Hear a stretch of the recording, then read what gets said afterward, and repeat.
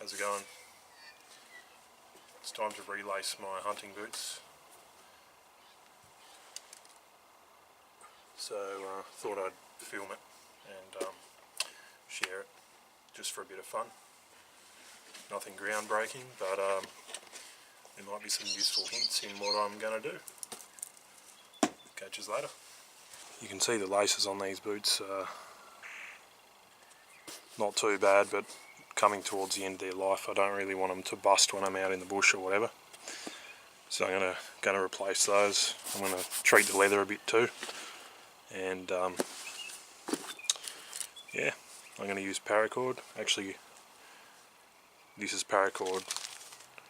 This is not Paracord, even though it says Paracord, and I'll show you why. So real Paracord has a number of strands inside the main casing, which I guess is a nylon synthetic material. You'll see those strands, I think there's 8, 1, 2, 3, 4, 5, 6, 7. They can be all pulled out and utilised individually, or together they, inside the casing, have a breaking strain of about 550 pounds, which is something kilos. This Paracord, even though it says Paracord, is a cheap knockoff, and you can tell when you open it up, you can tell by the cost. I think it's $10 for one of these hanks, which is very cheap.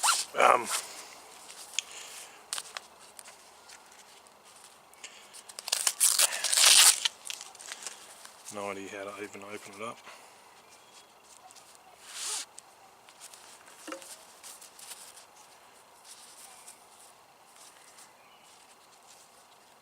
There we go. I think that's it. There we go. Righto. Where's my knife? Bear with me one sec. It was in my pocket. When you cut one of these fake ones open, you'll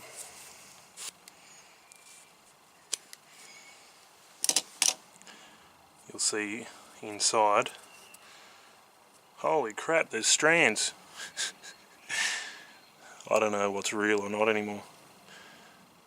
Usually it's just fuzzy shit inside the fake stuff, so maybe they've upped their game recently, but these strands are still definitely not the same as the real ones in this orange. Anyway, there you go. This still does the job, and on the label it says stuff, so I think it's got a 270 kilogram breaking strain or something like that. So anyway, either way, for our purposes for shoelaces, righto. So first thing I'm going to do, these boots by the way are Aussie made Redbacks, amazing boots. I think they're called Everest or something. Yeah, fully Australian made, beautiful leather, amazing sole with heaps of cushioning. It's vulcanized to the boot itself, which I believe is a heating method that ensures that it stays attached to the upper of the boot for a long time. I've had these like 5 years and used them heaps, and never had an issue. So they're amazing. They're not steel cap, unlike a lot of their other boots. Good looking, in my humble opinion. Just a good all-round boot. I'll definitely be buying another pair when these wear out. If they do, the sole's starting to go low, but I believe you can get replacement soles, so Aussie made. Yeah, alright, let's do it. First thing to do, remove the laces. Pretty self-explanatory. These are pretty dusty and dirty, so what I'll do is just get a damp rag and just wipe them down.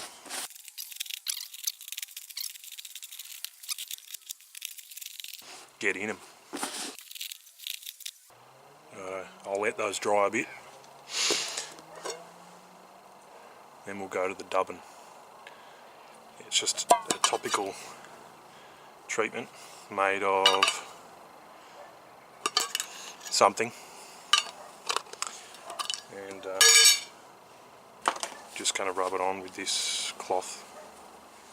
All you need to do is wipe it on liberally, and then like in a decent layer, and then let it dry.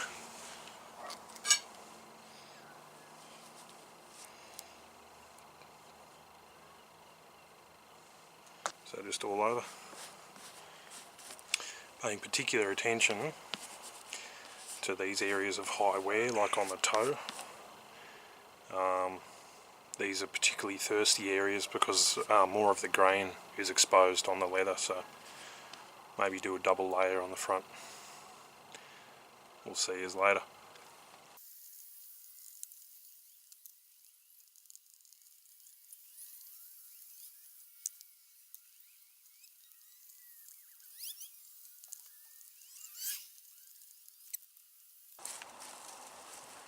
I usually like to treat the boots like once a year or so, or when they're looking particularly dry.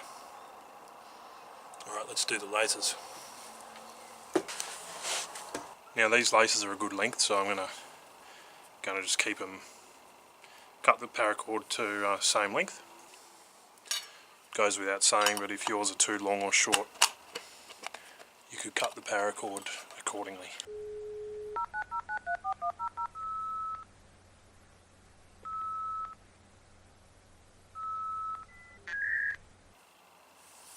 Match the length of the lace, and then cut it off.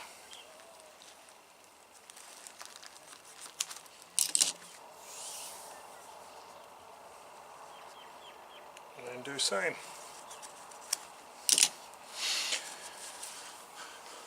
And burn the ends.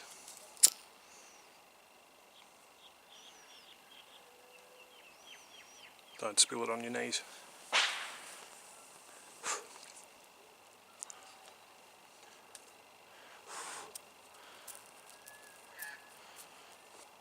That'll do.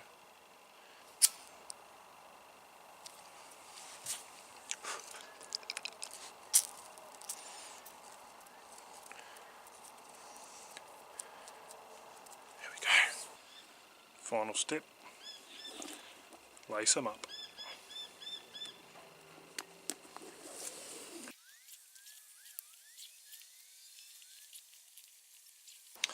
There you go. They look mint.